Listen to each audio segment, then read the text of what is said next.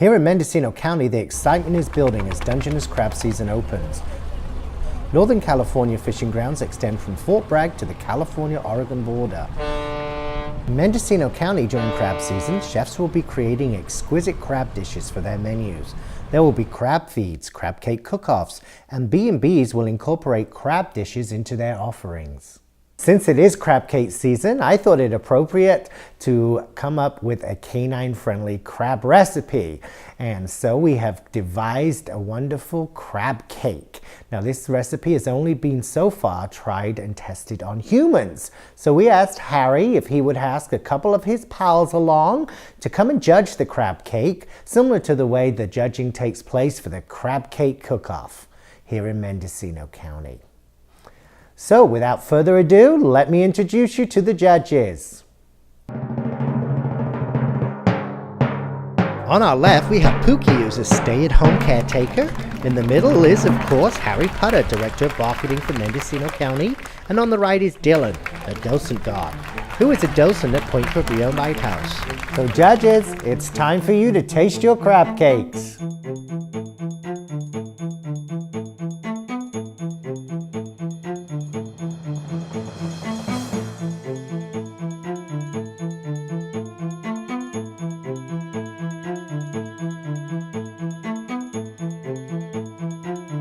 When they are done, whoops, I already hear the results from the judges coming in.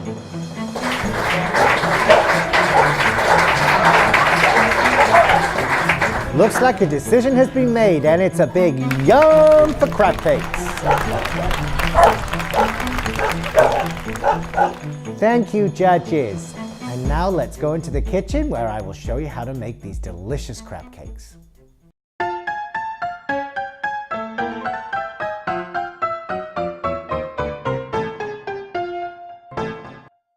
Hello and welcome to the third edition of the Culinary Canine Show, or as we affectionately call it, Cooking for Harry.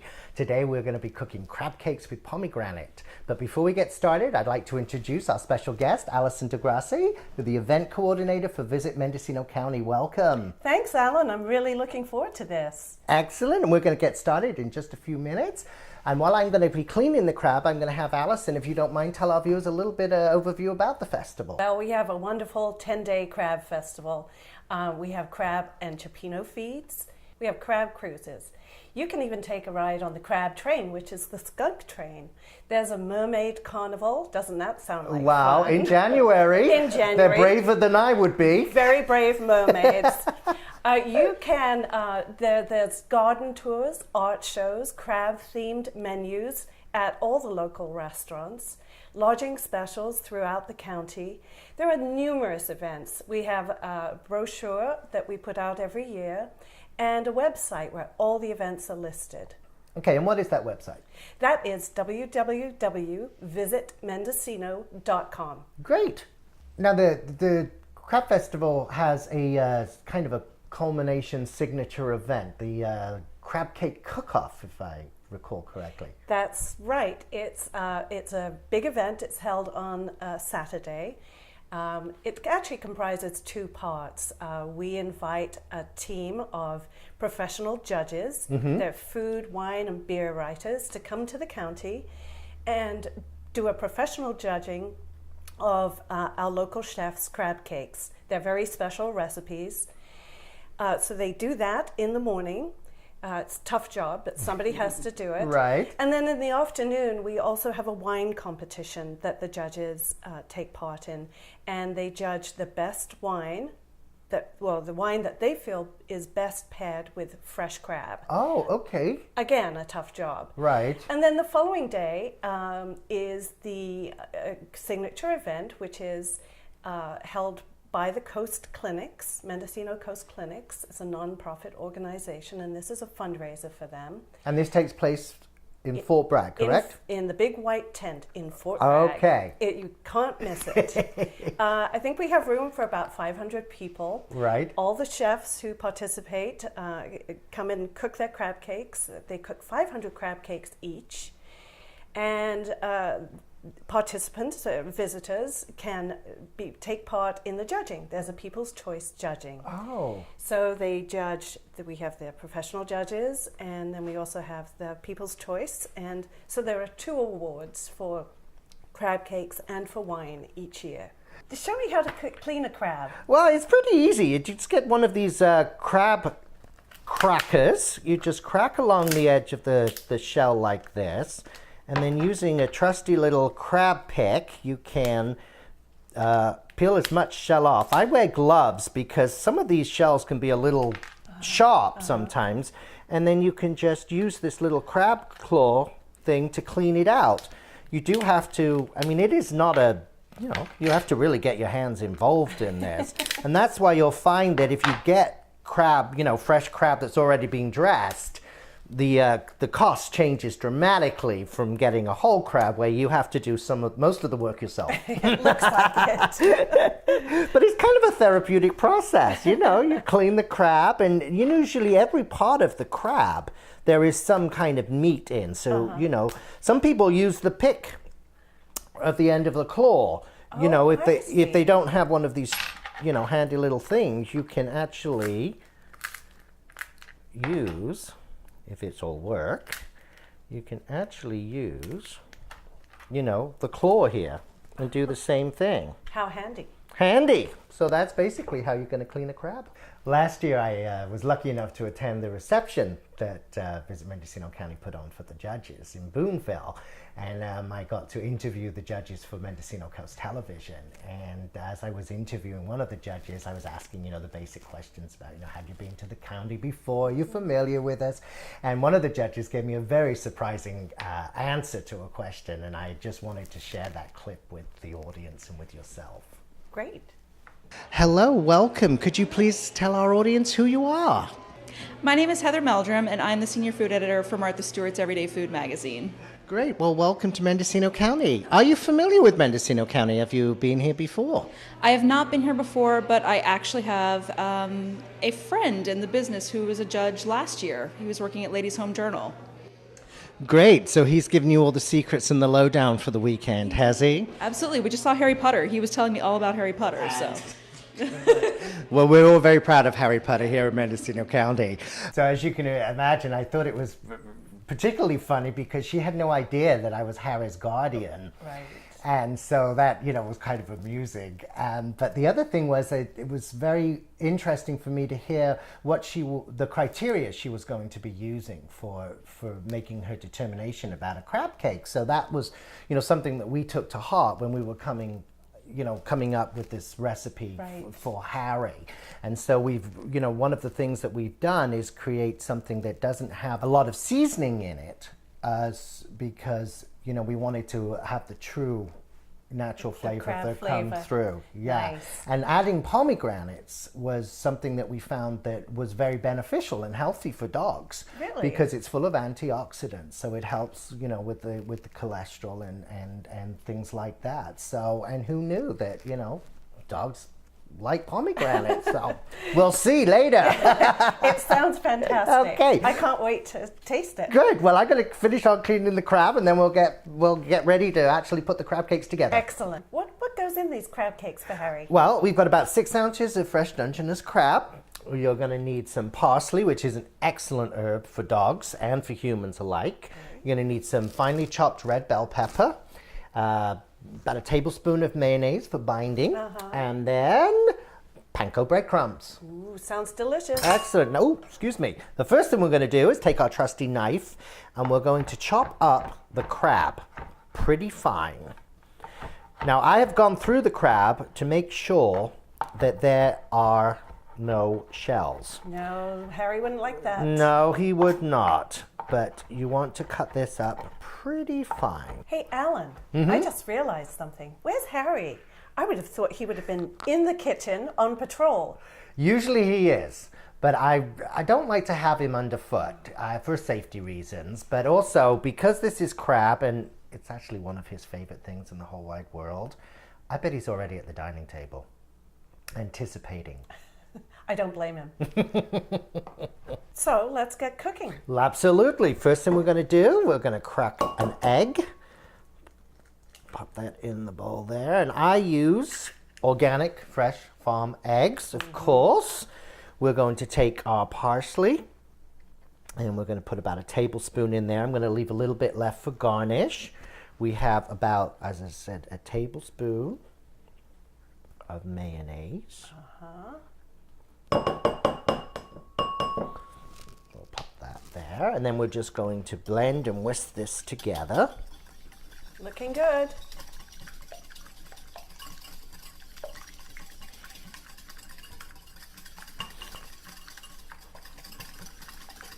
Okay, once we've got that whisked, we are going to... Now comes all the good parts. All the good parts. So we're going to add our crab. And about how much crab do you use? About 6 ounces, which will make, you know, a reasonable amount of crab cakes to keep Harry very satisfied for a while. And then we fold this in, whisk it in, and then we've got about a quarter of a cup of finely diced pepper. Mix that together. Oops. So next we're going to do is I'm going to pop the whisk down. We're going to add our panko breadcrumbs, and then I'm going to use a little trusty spatula and fold this mixture in. I think we could probably stand to put the rest of the crab in this because it's all about the crab. Absolutely, it's smelling delicious. Ah. I can hardly wait to taste these myself. You will. All right, now we're done on the mixing stage. So the next stage we're going to do is we're going to create the crab cakes.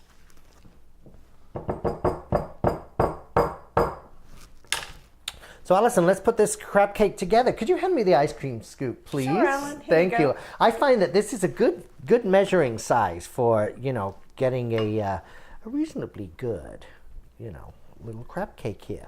So you take this, you've got more panko breadcrumbs, and then I just, you know, coat them as much as you feel that you want to.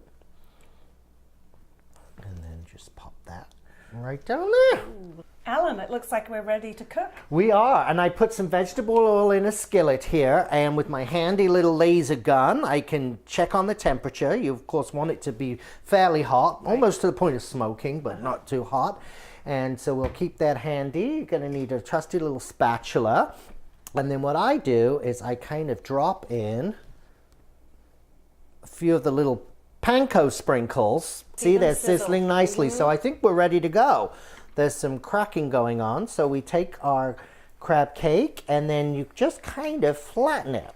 I see. To make it a little bit more of a cake shape rather than a ball shape. And then you can just keep putting those down. And I think probably a couple of minutes each side, 2 or 3 minutes. And then, as I said, it's one of those kind of you have to look and feel. Right.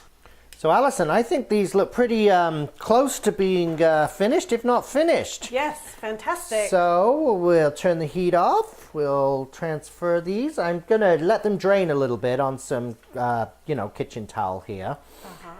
And voila. Those look great. Now for Harry, I would let them cool completely because the hot food for a dog is not recommended because of the digestive. So we are going to allow those to cool. But in the meantime, I thought that we could have one last year's judges chose Sauvignon Blanc 2010 as the wine that they preferred to pair with the crab cakes that they chose. Now, was that with the crab cakes or was that with fresh crab? I think maybe with the fresh crab in during the day, wasn't it? The crab cakes is a different, there's a People's Choice Award for choosing the wine. Crab cakes, yes. That's right, and I think didn't Toulouse win that? Toulouse won that last year. Okay, so would you like to share a glass with me? I thought you'd never ask. Here we go. Thank you, Alan. You are welcome, and it's been such a joy having you sharing in this experience with us.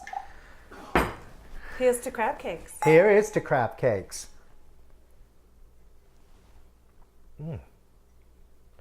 So we're going to finish with the presentation. Great. All right. So in this little device here, I have some concentrated pomegranate, and it is so thick, it is a molasses.